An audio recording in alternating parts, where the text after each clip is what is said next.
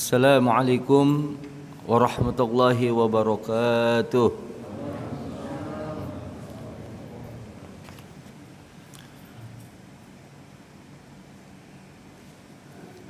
Alhamdulillahilladzi anara quluba ibadihil muttaqin binuri kitabihil mubin wa ja'ala al-Qur'ana shifaa'an lima fi suduri wa huda wa rahmatan lil mu'minin. Wassalatu wassalamu ala Sayyidina Muhammadin An-Nabiyyil Arabiyyil Amin Alladhi fatahallahu bihi a'yunan umya wa adhanan summa wa quluban ghulfa wa akhraja bihi an-nasa minadh dhulumati ila an-nur salatan wa salaman daimaini mutalazimaini ila yaumil ba'thi wan nusyur wa ala alihi at-tayyibin al-athhar wa ashabihi al-hadin al-abrar wa man tabi'ahum bi ihsanin ila yaumiddin. Wa ba'du fa Allahumma iftah alaina al-fatah wa anta khairul fatihin. Walhimna shawab al-ikhlas fi aqwalina wa af'alina wa harakatina wa sakanatina wa saddid ya ilahi khutana wa kun ma'ana haythu kunna bitawfiqi wal inayati war ri'ayah min al-bidayati ila nihayah. Innaka ala ma tasha'u qadir wa bil ijabati jadir. Amin ya rabbal alamin. Yang saya muliakan segenap pengurus DKM Masjid Al-Manar serta para asatidzah, para hujjaj, hadirin hadirat sekalian. Insyaallah pada kesempatan pagi hari ini kita akan bahas tentang tafsir ayat ke-186 ayat ke-186 dari surah Al-Baqarah dengan kitab tafsir Safwatut Tafasir yang ditulis oleh ulama besar dalam ulumul Quran dan ilmu tafsir Makkah Al-Mukarramah, yakni al-maghfurlah Profesor Dr. Syekh Muhammad Ali As-Sabuni. Kita mulai pembahasan kita. A'udzubillahi minasyaitonir rajim. Bismillahirrahmanirrahim. Wa idza sa'alaka 'ibadi 'anni fa inni qarib ujibu da'watad da'i idza da'ani falyastajibu li wal yu'minu bi la'allahum yarshudun. Hadirin, ini ayat ya terselip dalam uraian masalah ayat-ayat puasa. Jadi rangkaiannya ini mulai dari ya ayyuhalladzina amanu kutiba alaikumus siyamu kama kutiba alal ladzina min qablikum la'allakum tattaqun. Terus ketemu ayat ini nanti.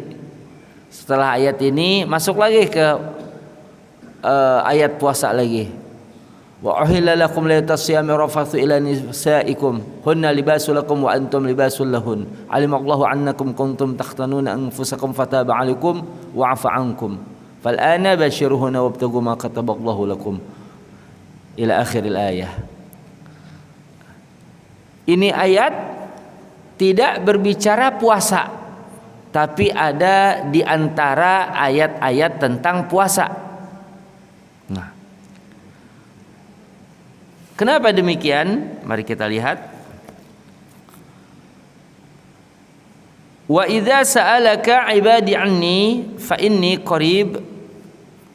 Dan apabila hambaku bertanya kepadamu wahai Nabi, bertanya kepadamu tentang aku. Allah firmankan pada nabinya, apabila hambaku bertanya kepadamu tentang aku, fa inni qarib, maka jawablah wahai Nabi, sesungguhnya aku dekat. Sesungguhnya aku dekat. Ai ana ma'ahum asma'u du'aahum. Aku bersama mereka, aku mendengar doa mereka. Wa ara tadarru'ahum. Ini yang saya baca tafsirnya setelah ayat tadi. Dan aku melihat ibadah mereka, tunduknya mereka, wa a'lamu halahum, dan aku mengetahui pula akan keadaan mereka.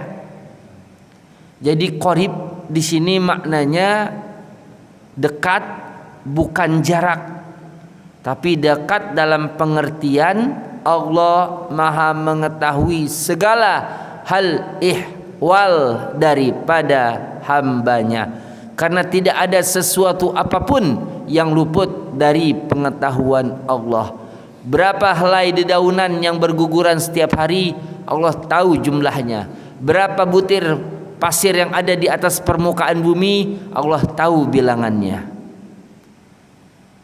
Bahkan dalam surah Qaf ayat 16 Allah berfirman pula, wa nahnu aqrabu ilaihi min hablil warid. Dan kami lebih dekat kepadanya dari urat lehernya.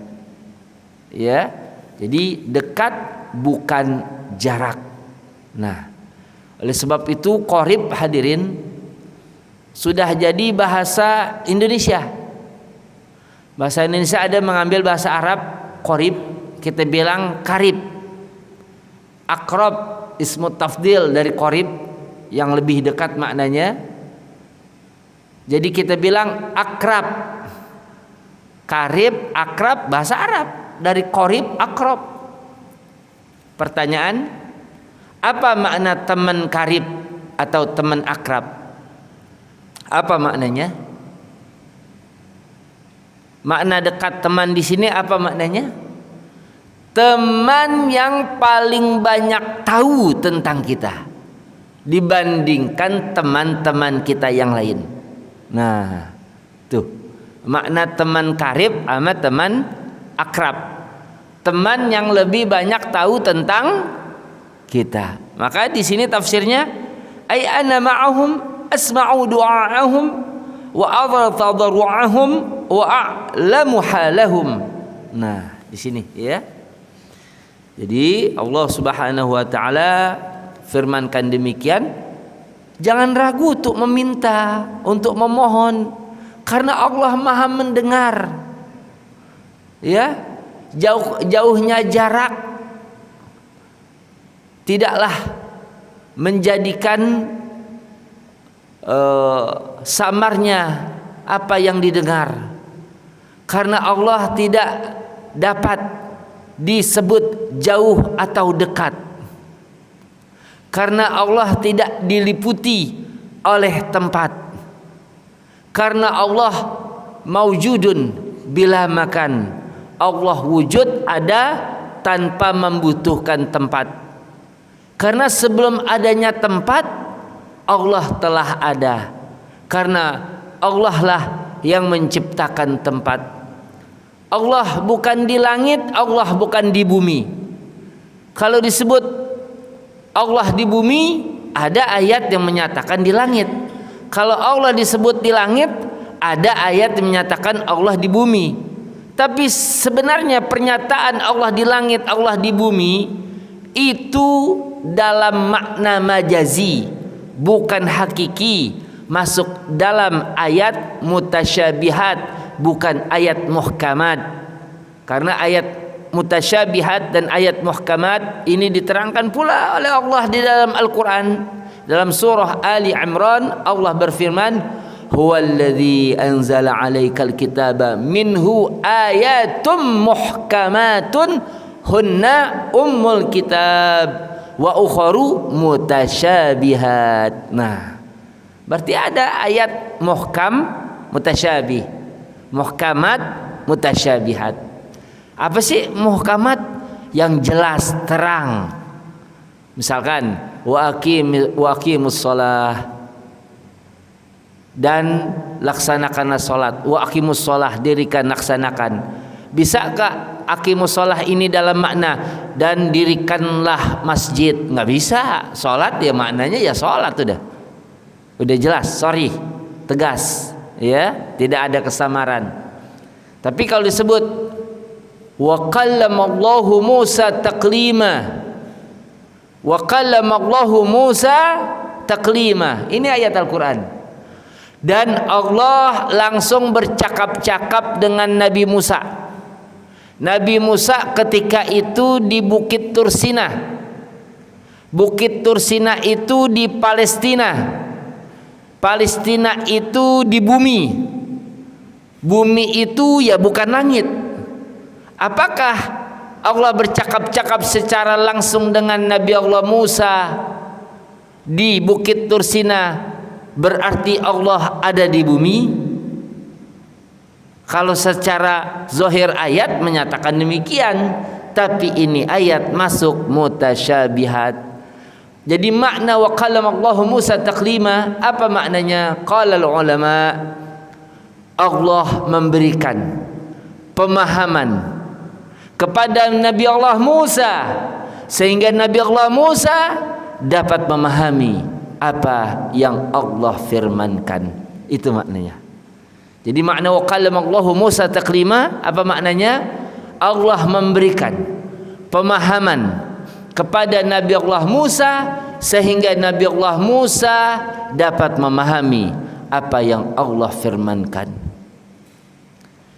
Sedemikian juga bila mana ada ayat yang menyatakan langit, a'amintum man fis samai ayakhsifa bikumul ardh fa idza hiya tamur. Apakah kalian merasa aman dengan siapa yang di langit? Dengan siapa yang di langit, ya, yang akan memendam kalian, artinya menjadikan kalian masuk ke dalam dasar bumi ini dan bergoncang. Siapa yang di langit? Bukan Allah, tetapi malaikat. Sebab malaikat ahlus sama, malaikat itu penduduk langit. Jadi Allah tidak boleh disebut di bumi, tidak boleh pula disebut di langit. Karena kalau disebut di langit berarti Allah penduduk langit. Kalau Allah penduduk langit, dia bukan Tuhan. Dia sama sebagaimana makhluknya dan itu mustahil untuk difahami. Nah, ini hadirin. Allah sedemikian jelas, ya, wujudnya terpatri dalam diri kita. Allah ada makhluknya, ada ciptaannya. Ini masjid segini, pasti ada yang bangun, pasti ada yang buat. Masa langit setinggi-tingginya nggak ada yang buat? Nah, ada ceker ayam, bekas ceker ayam di tanah yang becek, kita bilang nggak mungkin nih ayam lewat sini. Lah, bekas cekernya ada. Adanya makhluk langit dan bumi dan segala apa yang ada di antara keduanya menunjukkan keberadaan Sang Maha Pencipta, Allah Subhanahu wa Ta'ala. Jadi meskipun ada ayat secara, ya, implisit itu disebut Allah di langit, di bumi. Nah, tadi kan disebut di bumi itu wa kallamallahu Musa taklima, tapi Allah tidak demikian, ya. Allah tidak membutuhkan tempat bagi zatnya. Ustaz, ada sih ayat yang bilang Tuhan duduk di arsy. Nah, Ar-Rahmanu 'alal 'arsy istawa.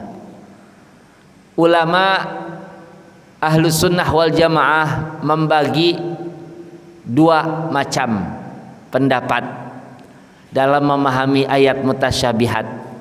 Ada yang menyerahkan tafwid sepenuhnya kepada Allah. Istawa tidak difahami, tidak ditafsirkan, tidak diterjemahkan. Istawa yang layak bagi Allah, selesai. Tapi ada yang mentakwil istawa dalam makna istaulah. Contoh, Jepang pernah menduduki Indonesia. Mungkin nggak artinya Jepang datang ke Indonesia, duduk-duduk, kemudian pulang lagi? Jadi apa makna Jepang pernah menduduki Indonesia? Apa maknanya itu? Jepang datang ke Indonesia, duduk-duduk, kemudian pulang lagi. Nggak mungkin maknanya demikian. Apa makna Jepang pernah menduduki Indonesia? Jepang pernah menguasai Indonesia. Jadi makna Ar-Rahmanu 'alal 'arsy istawa, Jepang pernah menguasai Indonesia. Maka Sayyidina Ali bin Abi Thalib karamallahu wajhah, beliau pernah mengatakan, innallaha khalaqal arsya izharan liqudratihi wa lam yattakhidhu makanan lidzatihi. Sesungguhnya Allah menciptakan arsy untuk menunjukkan akan keagungannya, bukan untuk menjadikan arsy sebagai tempat bagi zatnya. Ini Sayyidina Ali yang menjelaskan. Ya, khalifah atau khulafaur rasyidin yang keempat. Jadi kalau udah khulafaur rasyidin, apa kata Nabi? Nabi memberikan legalitas untuk mereka, alaikum bisunnati wa sunnatil khulafair rasyidin al-mahdiyyin, addu 'alaiha bin nawajiz, wa iyyakum muhdatsatil umur, fa inna kulla muhdatsatin bid'ah. Nah, ini hadirin sekalian. Jadi itu penjelasannya. Hadirin, baik. Kemudian ujibu da'watad da'i idza da'ani. Aku mengabulkan permohonan orang yang berdoa apabila ia memohon kepadaku, apabila ia berdoa. Ini janji Allah. Aku mengabulkan permohonan orang yang berdoa apabila ia berdoa, dia memohon padaku. Tafsirnya, ai ujibu da'watan man da'a da'wata man da'ani idza kana an imanin wa khusyu'i qalbin. Aku mengabulkan doanya orang yang berdoa padaku apabila ia berdoa dengan penuh keimanan, penuh kekhusyuan, dan betul-betul keluar dari hatinya yang ikhlas dalam memohon. Emang ada orang yang berdoa tapi tidak dinilai berdoa? Ada. Kita kadang baca doa, bismillahirrahmanirrahim, kita baca panjang doa, tapi hati kita kemana-mana. Ya, hati kita kemana-mana, pikiran kita kemana-mana. Kita tidak berusaha memahami apa yang kita baca, apa yang kita pinta. Oleh sebab itu seseorang yang sholat, kalau dia tidak fokus dengan bacaan yang diucapkan, tidak ada pahala. Dalilnya Nabi SAW bersabda, laisa lil abdi min salatihi illa ma aqala minha. Tidak ada pahala bagi seorang hamba dari salatnya kecuali apa yang ia sadar, ngeh ketika melafazkannya. Contoh,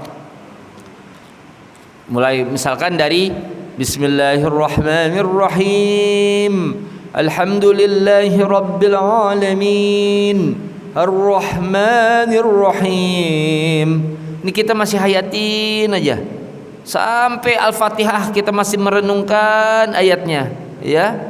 Apalagi ketika ihdinas siratal mustaqim, permohonan betul-betul kita khusyuk dalam memohon, tunjukilah kami jalan yang lurus.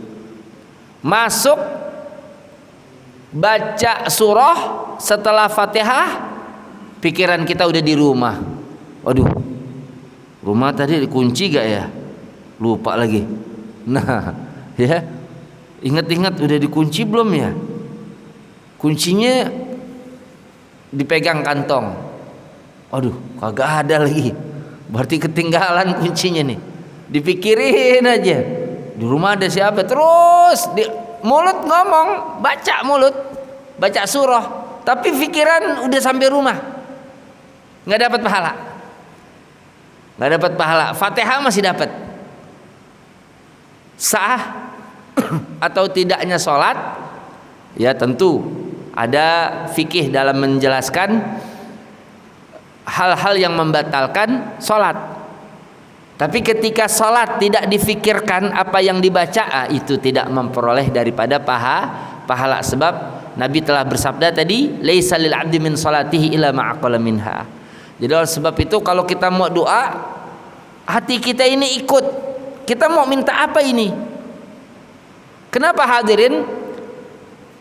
Kita kalau tidur, ya, atau anak kita lagi tidur, dia ngomong nih, anak kita nih, Mbak, bagi duit 50.000, lagi tidur, buat beli buku, Mbak, belum beli buku, kasih jangan, kasih gak? Lagi tidur dia ngomongnya, ngigo, ya, lagi ngigo nih orang, anaknya lagi ngigo minta duit 50.000, kasih jangan? Ya enggak, orang dia kagak sadar. Begitu juga kita memohon, meminta, tapi kita hati kemana, pikiran kemana, mulut terus berucap. Tapi ya udah, pikiran kemana-mana. Bagaimana mungkin Allah mau memberikan apa yang kita pinta?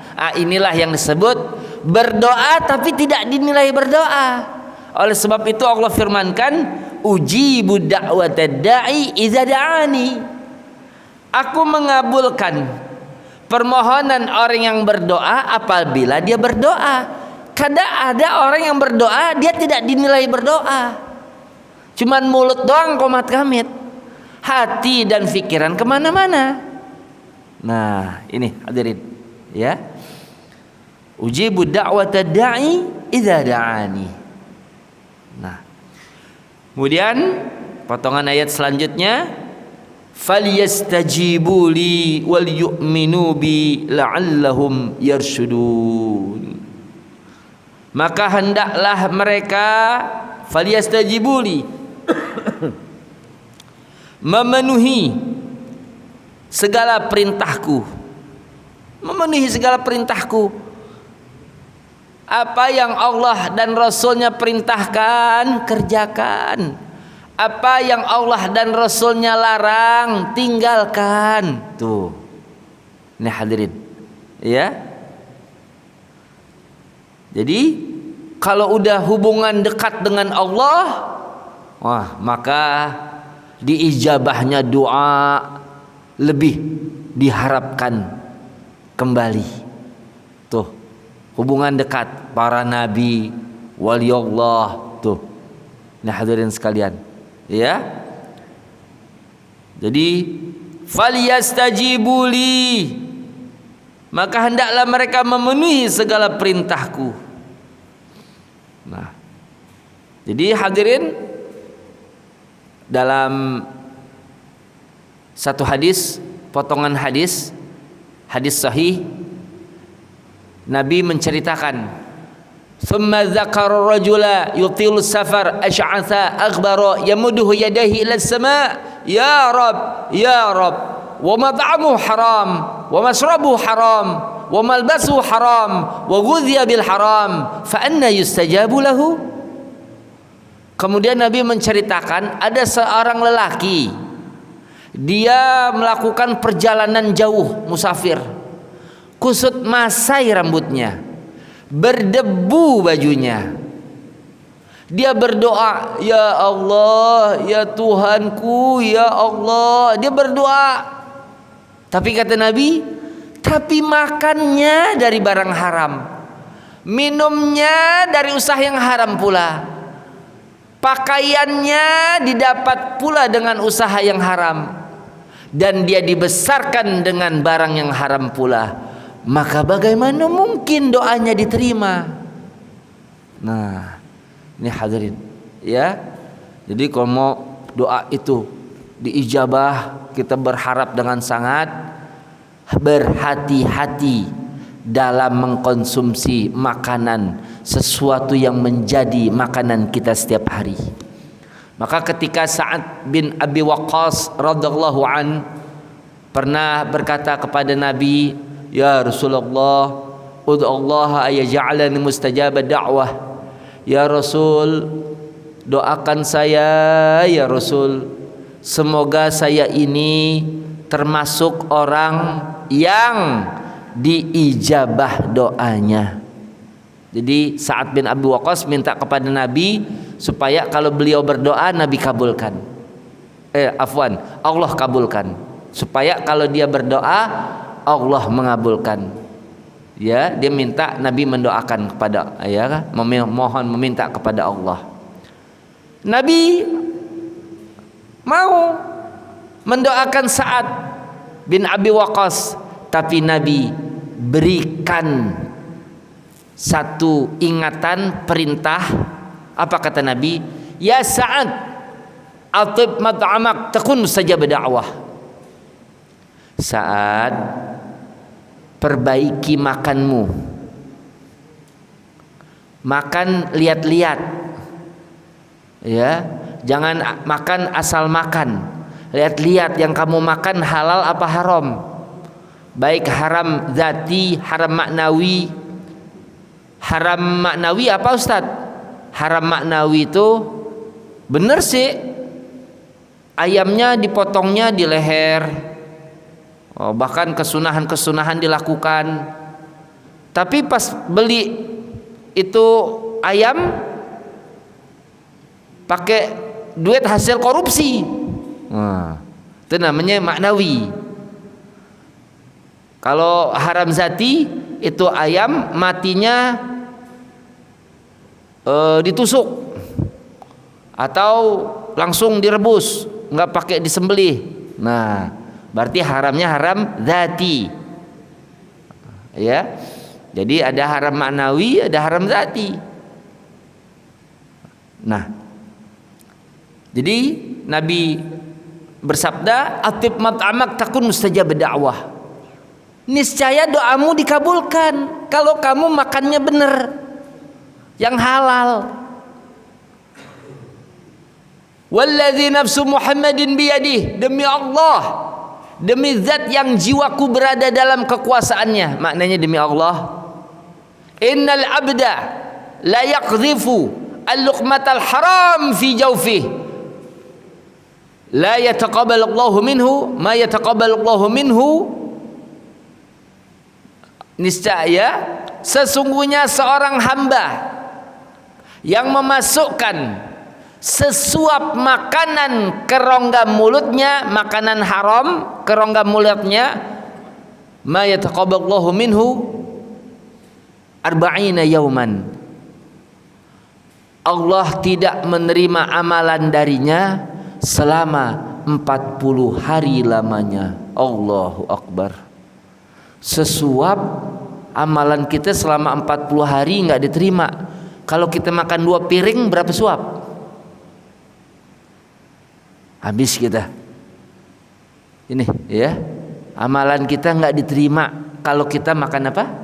Makannya makan haram. Na'udzubillah min dzalik. Hadirin sekarang miris ya, kita lihat ya Allah, wakil-wakil yang pernah kita pilih di antara mereka ada doyan banget nyolong duit rakyat. Koruptor tuh maling ya, jangan panggil koruptor, enaknya dipanggil maling. Maling duit rakyat gitu ya. Karena hadirin, kalau orang yang diamanahi saja sudah khianat, nah udah deh, ya habis kita kena, kita sebagai rakyatnya kena juga. Nah hadirin, makanya itulah kedepannya berusaha kita melihat sifat amanah pada diri seseorang untuk memilih seorang pemimpin. Ya hadirin ya. Jadi demikian, falyastajibu li wal yu'minu bi, dan hendaklah mereka beriman padaku. Beriman maknanya percaya. Bisa maknanya adalah percaya. Artinya yakin bahwa doa kita ini bakal Allah terima. Ya. Kalau nggak yakin, kira-kira diterima gak ya? Itu namanya nggak yakin. Harus yakin. Kenapa? Kan ini janji Allah. Ujibud da'watad da'i idza da'ani. Ini janji Allah. Ud'uni astajib lakum. Dalam ayat yang lain. Harus yakin. Tapi setelah yakin, jangan ada lagi keraguan. Ketika kita merasa kok belum dikabul-kabulkan, belum dikabul, belum nyata dalam kehidupan doa yang kita pinta sudah bertahun-tahun. Nah, ini mari kita pahami. Hadirin, keadaan doa itu ada 3 macam. Keadaan dari doa yang kita panjatkan ada 3 macam. Yang pertama, doa dikabul oleh Allah sesuai dengan apa yang kita pinta. Kita minta ini, berharap di suatu waktu Allah perkenankan, dikabul oleh Allah apa yang kita pinta. Tuh, ya. Yang kedua, doa kita dikabul, tapi Allah pilih yang lain. Bukan pilihan kita, tapi pilihan Allah. Pertanyaan, mana yang baik? Pilihan kita atau pilihan Allah? Pasti pilihan Allah. Kita mintanya ini, kok dikasihnya itu. Itu biasanya bertahun-tahun baru kita paham. Ya Allah, alhamdulillah, saya minta ini dapatnya itu, ternyata masya Allah. Ya, nah baru kita sadar. Karena kita ini orang yang memang agak tahu, hamba ini nggak tahu. Allah lah yang maha mengetahui. Kita nggak tahu apa-apaan. Ya. Yang ketiga, keadaan dari doa adalah Allah tunda, dikabul tapi ditunda. Pertanyaan, Nabi Ibrahim pernah berdoa setelah membina Ka'bah. Wa idh yarfa' Ibrahimul qawa'ida minal baiti wa Ismailu rabbana taqabbal minna innaka antas sami'ul alim rabbana waj'alna muslimaini laka wa min dhurriyyatina ummatan muslimatan lak wa arina manasikana wa tub alaina innaka antat tawwabur rahim rabbana wab'ats fihim rasulan minhum yatlu alaihim ayatik. Nah ini, rabbana wab'ats fihim, ya Allah utuslah seorang rasul dari kota Mekah ini ya Allah, yang akan membacakan ayat-ayat-Mu ya Allah. Pertanyaan, siapa Rasul yang diutus dari kota Mekah? Siapa dia?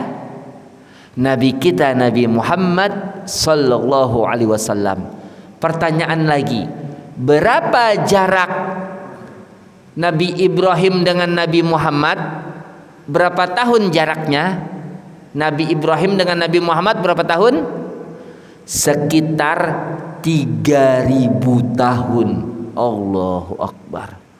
Artinya setelah 3.000 tahun kemudian baru doa Nabi Allah Ibrahim nyata dalam kenyataan. Tuh, wujud dalam kenyataan. Kalau kita kan nggak sabaran orangnya. Ya Allah, besok ya Allah, jangan sampai enggak ya Allah. Ya Allah, pokoknya besok ya Allah. Nah, gitu. Ya. Jadi kita yang tentuin, ya Allah besok ya Allah, saya perlunya besok ya Allah, jangan sampai enggak ya Allah.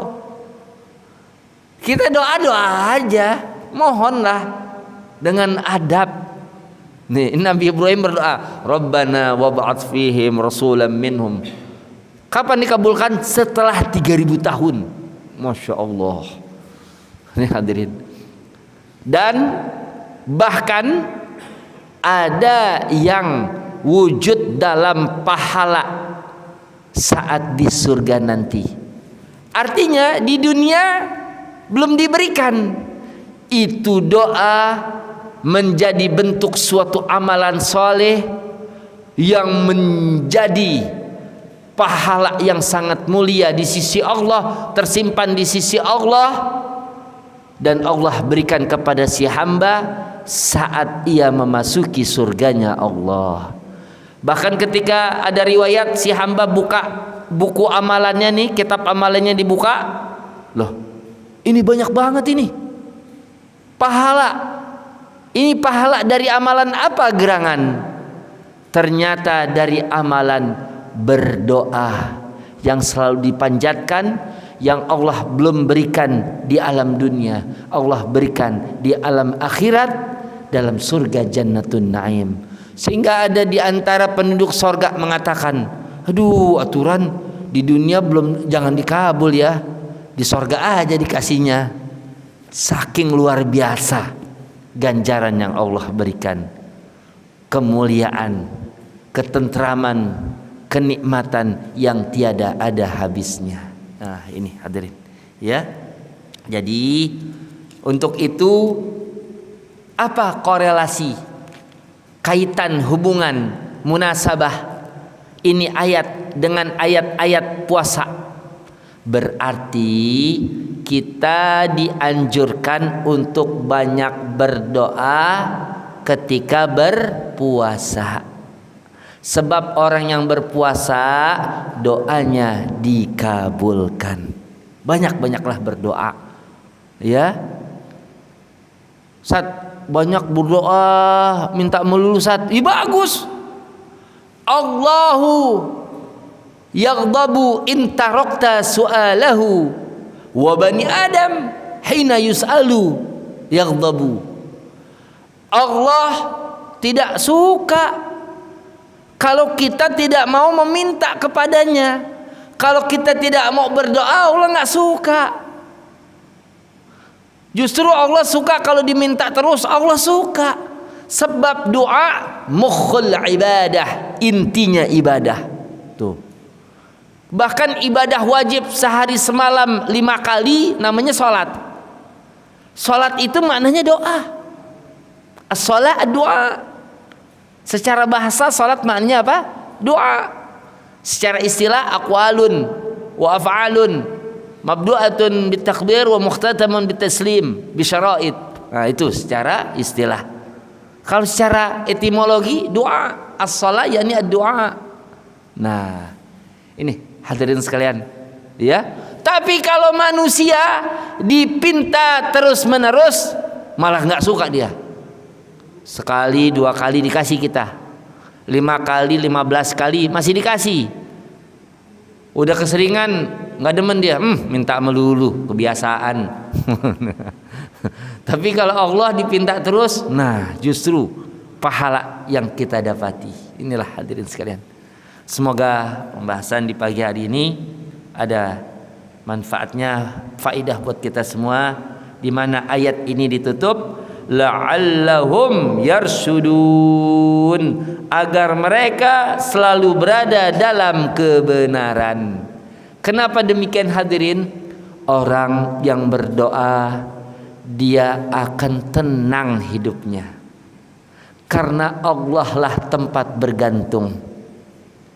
Ya, selagi dia meyakini Allah yang kan mengurus segala persoalan dan masalahnya, selama itu pula ketenangan ada di dalam hati. Ada Allah, ngapa kita takut? Allah Maha melihat, Maha mendengar, Maha mengetahui. Tuh. Ketika kita selalu berdoa, tenang jiwa kita. Selalu kita hadirkan ingatan kita kepada Allah dalam setiap aktivitas kita. Enggak ada lagi yang ditakuti. Ala inna awliya Allahi la khaufun alaihim wa la hum yahzanun alladzina amanu wa kanu yattaqun. Tuh. Allah Ta'ala berfirman, ketahuilah, ingatlah, sesungguhnya para wali Allah itu la khaufun alaihim wa la hum yahzanun. Tidak ada ketakutan atas mereka dan tidak pula mereka bersedih hati. Siapa mereka? Alladzina amanu wa kanu yattaqun. Mereka adalah orang-orang yang alladzina amanu wa kanu yattaqun, yang beriman dan senantiasa bertakwa. Tuh. Jadi kalau orang ketakutan, ketakutan di embargo, ketakutan diunjukin nuklirnya Amerika, ketakutan sama Israel, ini ketakutan yang bukan pada tempatnya. Maka Allah jadikan mereka yang akan membasmi 70.000 Yahudi dan Dajjal itu orang-orang yang mantap keimanannya, bukan yang setengah-setengah. Nah hadirin sekalian, saking takutnya, ayo gabung dengan Israel dan Amerika. Kalau enggak negeri kita dihancurkan. Nah belum dihancurin udah ketakutan. Innalillahi wa inna, pakai bayar lagi 17 triliun. Innalillahi wa inna ilaihi raji'un. Takut. Sebut, baca, zikir, ingat Allah. Jadikan Allah tempat berlindung, tempat memohon, tempat meminta. Hasbiyallah atau hasbunallah wa ni'mal wakil, ni'mal maula wa ni'man nasir. Enggak ada sesuatu yang mustahil hadirin. Kita baca doa hancur sendiri entar. Itu Allah kirimkan orang-orang ikhlas untuk memerangi mereka. Nah hadirin, takut ya Allah, kesian pakai takut. Nah hadirin, kalau sampai naudzubillah min dzalik, Ustadz, kita ini sama kayak Nabi Musa. Nabi Musa aja masuk ke dalam istana Fir'aun. Jadi kayak seperti kita nih masuk ke dalam BOP itu supaya bisa membantu saudara kita di Palestina yang tengah digenosida. Antum tahu gak? Ketika dicanangkan BOP, Board of Peace dicanangkan, ketika dicanangkan itu Gaza dibom lagi 3 hari kemudian. Sampai sekarang masih dibom. Innalillahi wa inna ilaihi rajiun. Percaya agak sama Yahudi? Kita percaya sama Yahudi? Bagaimana mungkin kita percaya? Nabi aja nggak mempercayai mereka. Sehingga yang namanya Bani Nadir, Quraizah, Qainuqa, 3 kabilah besar Yahudi diusir sama Nabi dari Madinah. Keluar, pergi. Tukang fitnah, tukang bohong, licik tuh. Na'udzubillah min dzalik. Apa yang mau kita harapkan dari mereka? Nah hadirin sekalian, kita doakan mudah-mudahan ulama-ulama kita pun mendapatkan hidayah dari Allah Subhanahu wa ta'ala dan dikuatkan iman mereka agar umat ini tidak menjadi bimbang. Nih hadirin, semoga mereka diberikan hidayah.